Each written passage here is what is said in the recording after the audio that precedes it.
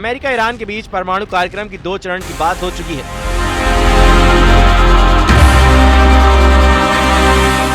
पहले दौर की बातचीत ओमान में तो दूसरे दौर की रोम में संपन्न हुई।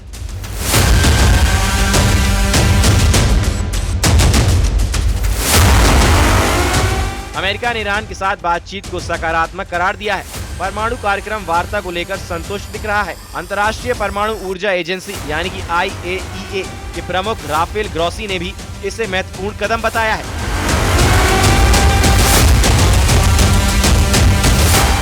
मगर हाल ही में छपी एक खबर काफी चिंताजनक है। दावा ऐसा है कि इजराइल ईरान के परमाणु रिएक्टर पर हमला करने की तैयारी कर रहा है।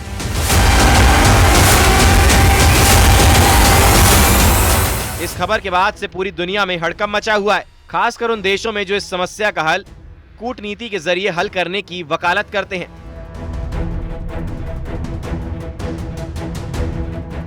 आखिर डोनाल्ड ट्रंप और बेंजामिन नेतन्याहू मिडिल ईस्ट में क्या करना चाहते हैं? कहीं इनकी कूटनीति इस क्षेत्र में स्थिति को और जटिल बनाने की तो नहीं है?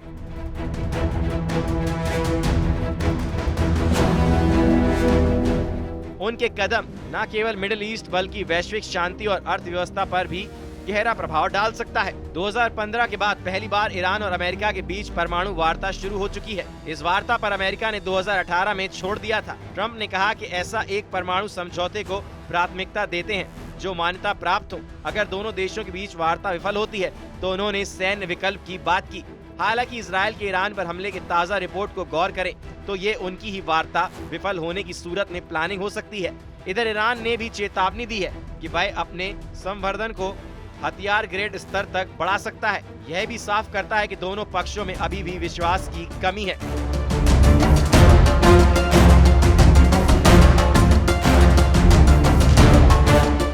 इजराइल ईरान के परमाणु कार्यक्रम को अपने अस्तित्व के लिए खतरा मानता है। इजराइल 2025 में ईरान के परमाणु ठिकानों पर हमले की योजना बना रहा है।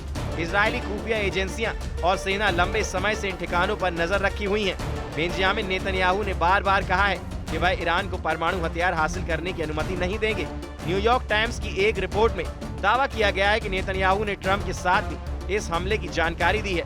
ट्रंप ने उनके प्रस्ताव को खारिज कर दिया है।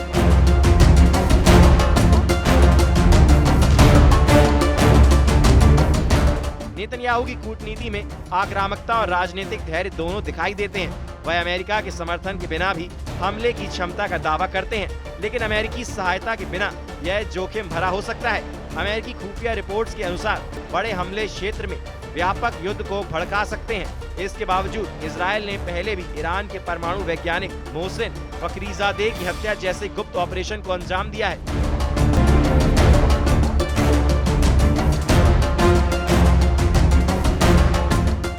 अमेरिका की कूटनीति इस संकट में संतुलन बनाए रखने की कोशिश कर रही है।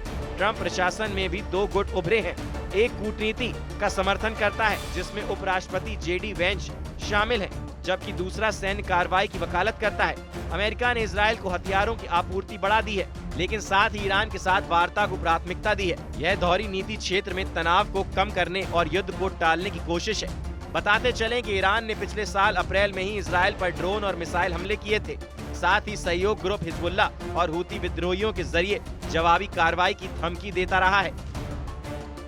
अमेरिका और ईरान की परमाणु बातचीत काफी नाजुक जोर पर टिकी हुई है।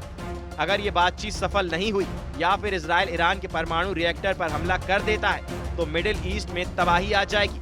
न केवल तेल की कीमतें और वैश्विक अर्थव्यवस्था प्रभावित होगी, बल्कि मानव सभ्यता के लिए काफी खतरा पैदा कर सकती है।